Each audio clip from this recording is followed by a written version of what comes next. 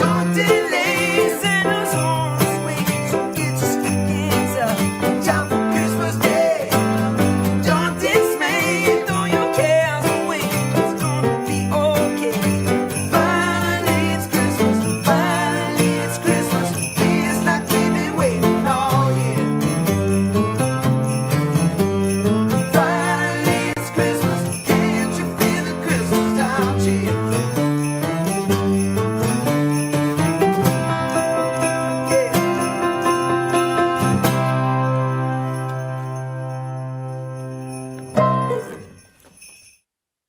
With Christmas, you have this very unique seasonal, moment that a huge part of the world actually does do at the same time. And what's happened with the world as we've all curated our playlists and when we're going to watch Netflix, we've gotten more and more separated. It's in some ways kind of sad. Technology has allowed us to be so connected and then so separated. And I think that's one of the things that's really unique about the holidays, the Christmas holidays, this end of year is it's a time of year where a huge group of people, millions and millions and millions, truly stop and begin to do the same thing, begin to have those shared experiences again, to sit around the table, to see friends and family. And it's a great opportunity to forge those connections with people. And as artists, it's an opportunity for us to say, well, what is the song that we want to share in this moment? Like, what is the experience that we want to share in this moment? And for community, it's really amazing to watch people share with each other, and you just maybe put a song in there that becomes a theme, like the Christmas sweaters. People wearing that Christmas sweaters. That you drop that in, and then the community that is actually sharing that experience, they decide what becomes a tradition. Mm-hmm.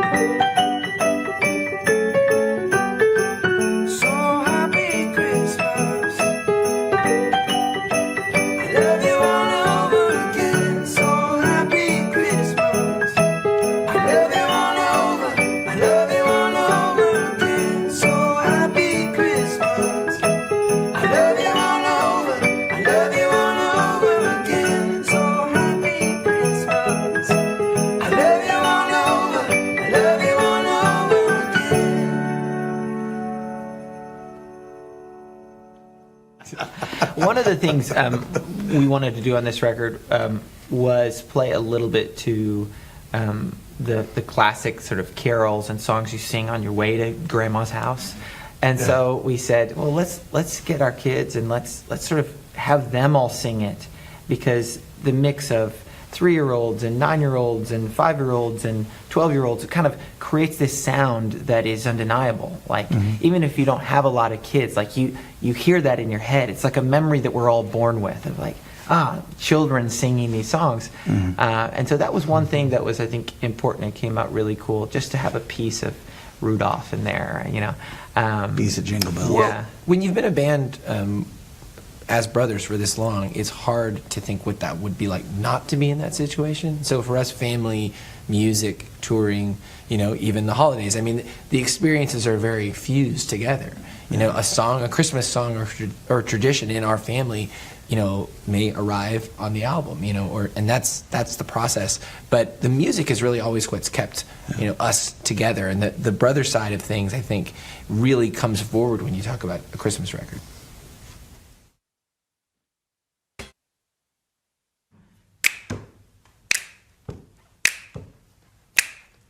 Go tell it on the mountain, over the hills and everywhere.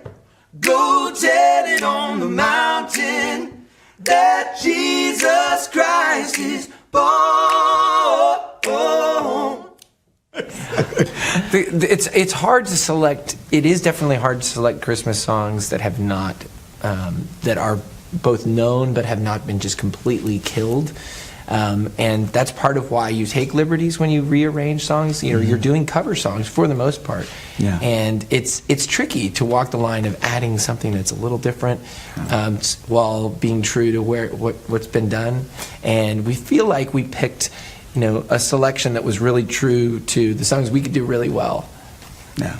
And that we could bring our own flavor to while tipping our hat to, you know, the traditions that people know. Our joke has been that it won't be till we have grandkids who are 5 years old that we make another Christmas album. It's generational. You know. Generation we make a new But Christmas. you know, it could be another 20 years, and there we go. Yeah. Then it'll probably be very croonery at that point. Boom, boom, boom, I'm dreaming The of a BPMs just go down about 10 BPMs every album. Yeah. Oh man. Well, hey man, we're evolving over And so time. do the man. keys. Yeah. The keys go down too.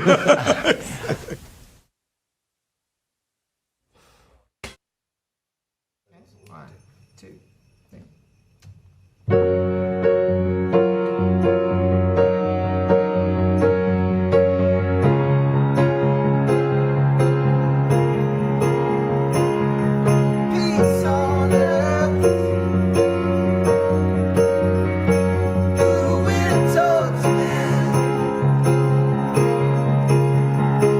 There's a newborn king born in Bethlehem. Saying peace on earth. The winter's man. There's a newborn king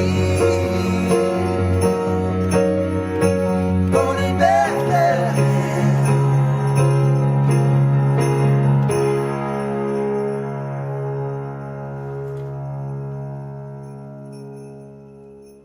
Maybe the thing we all can identify with around Christmas is that it's a time of year where we're all allowed to be a better version of ourselves, Yeah. and not feel shy about it or feel like embarrassed.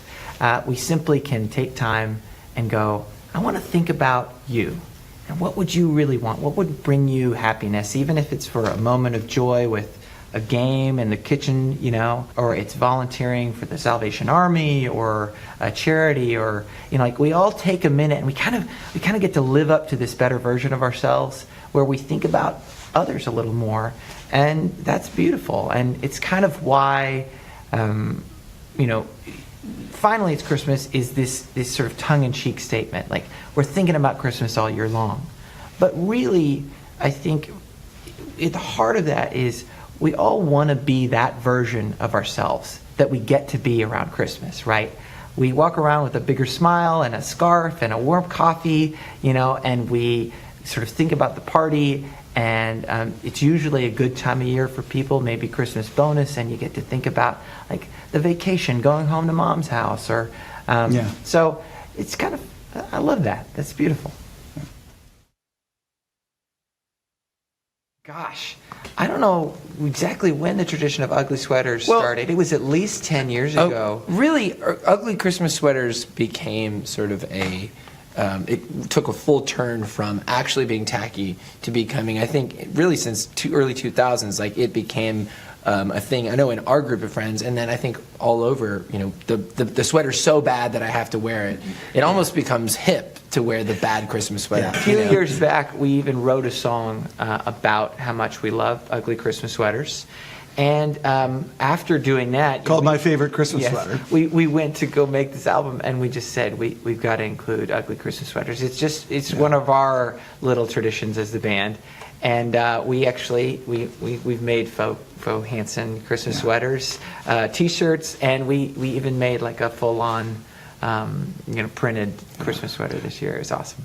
Truth be told, we probably need to like re-release that song, like remix it or something like that. Put it on the Christmas record next year. My favorite Christmas sweater. That's classic. Google it right now. You know, now, like as you see these stages in your life, it's an incredible tool to be able to write not just a song about the way you feel when you're 8, you know, and the way you're 18 and the way you're 23 and now 32, but also to see the influence that your kids growing up has on you, and the music you want to write, and the things you want to share, and the stories. I think of a song like Happy Christmas. I mean, in a way, to me, that's the song that we put on there for our kids and for, you know, your kids, you know, the other people's kids who say, you're an adult now, you love toys, and you love gifts, and you love cool technology, but in the end, it's really about the spirit of caring for someone else and giving to someone else. That's the only thing that's going to last, because your TV's going to get outdated, and you know it's cool now, and you'll want a new one next year, but you won't want a new dad, and you won't want a new, you know, to replace your brother or your best friend. But you might want to replace your brother. Well, it's possible. Yeah, Okay, I take it back. You won't want a new dad. You'll probably want a new brother. You won't want a new best friend, because those bonds you build are the thing that's priceless. Yeah.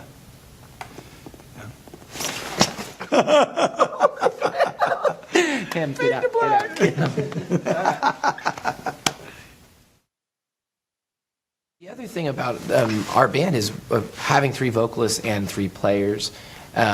You know, it changes the way you arrange things, and it gives you the ability to do things that a lot of rock bands you don't hear. I mean, the Doobie Brothers did it. You know, I mean, Three Dog Night, you had vocalists and players. You have the Beatles, but you don't often hear strong harmonies and a band that can dig in. And we try and use everything in our arsenal.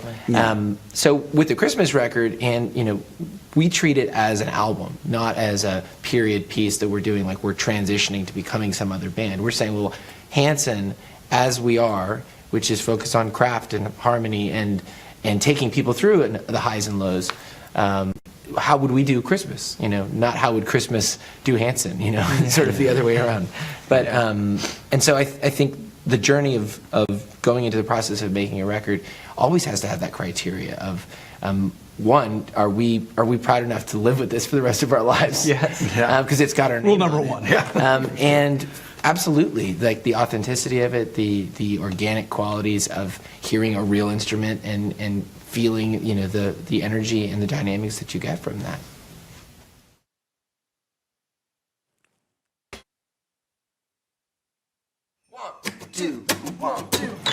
Once we get Santa on his sleigh, we may rock and roll for Christmas and New Year's Day. We run right 1 week a year, we do it right. We may rock and roll for Christmas and New Year's night.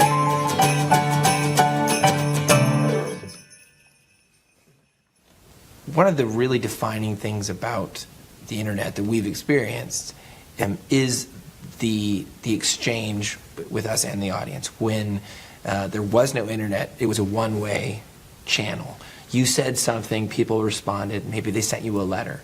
You know, we got a lot of letters back when people sent letters. But the difference today is that the audience has a voice. The audience can say, I like that, immediately. They can say, I like that, and I know someone else that likes that. Oh, you like that. And you can talk to each other. And the strength of that community is really a huge part of what has allowed Hanson to succeed over the last 20 years, to be an independent band, you know, to forge our own label, to do special events. But that idea that it's bigger than Hanson, it's bigger than, you know, the thing you're making for people. It's really about everybody sharing together and gathering together and connecting with each other and sharing that passion that they have. And our job is simply to continue to be authentic and to continue to share things that don't betray that trust, that don't betray that community, that they're going to tell you if you took a left turn at Albuquerque and they're not interested anymore. They can say, hey, I'm out. And right now, you know, all over the planet, you know, the ability to just go, here's an idea, here's something that we care about. Every time you put out a product, every time you do a tour, your job is really to just keep that fire and keep that relationship, and really invite community to take it and run with it. The fusion of being brothers and being in a band, I mean, that is just how we've lived our lives. Yeah. You know, music brings you together, and music is kind of the thing that continues to join us. But with this record, it is a little bit more of our family to your family, because you do listen through and you hear, you know, us, you know, between a song we've written to singing Jingle Bells and singing Rudolph with our kids right here in this room, the same way that we, you know, think a lot of people probably do, drive into Grandma's house, you know, and it was our way of putting in a few songs that maybe we weren't going to do with all the shimmer, but we wanted to slip in there because you know, it's something that everybody, you know, has in their tradition. I think for us, even our history together, our shared influences, the years, the inside jokes, you know, getting to come back and make this record again with Mark Hudson, who we made albums with 20 years ago, all of a sudden, like, I think you feel a little bit of that spirit inside the recording. Like, it sort of leaves its DNA there, and something that's sort of, it's hard to put into words. It's something you just hear. Maybe the thing we all can identify with around Christmas is that it's a time of year where we're all allowed to be a better version of ourselves, and not feel shy about it or feel like embarrassed. We simply can take time and go, I want to think about you. And what would you really want? What would bring you happiness, even if it's for a moment of joy with a game in the kitchen, you know, or it's volunteering for the Salvation Army or a charity, or, you know, like, we all take a minute and we kind of get to live up to this better version of ourselves where we think about others a little more, and that's beautiful. And it's kind of why, you know, finally it's Christmas is this sort of tongue-in-cheek statement. Like, we're thinking about Christmas all year long. But really, I think at the heart of that is we all want to be that version of ourselves that we get to be around Christmas, right? We walk around with a bigger smile and a scarf and a warm coffee, you know, and we sort of think about the party, and it's usually a good time of year for people, maybe Christmas bonus, and you get to think about, like, the vacation, going home to mom's house, or so it's kind of, I love that. That's beautiful. We're in a really good place as a band. 25 years in, 20 years since most people knew us, and we're all still very interested in the future. And I think that the biggest thing about continuing to be a band is not necessarily knowing what you're going to do, but knowing that you do want to continue to chase it, right? And because the interest and the mystery is really the thing that gets a creative person excited, right? I do know that after this year's, you know, celebration of, you know, anniversary and the Christmas record, we're already thinking about next year. And definitely going to do a special tour. We've got, you know, some tricks up our sleeves that I think will get fans excited. Yeah, and, for sure. And really, I think more than anything, it's the feeling that we don't have any rules.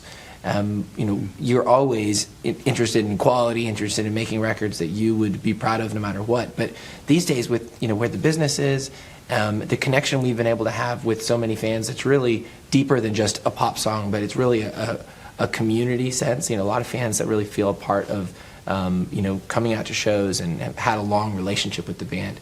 We feel like we're at a point where we can try things. You know, we can collaborate. We can do things that that are, you know, unexpected. And it's not like people don't know where we've been. You know, that we've already laid the groundwork. So I think all bets are off. We're just excited about the possibilities. Mm-hmm.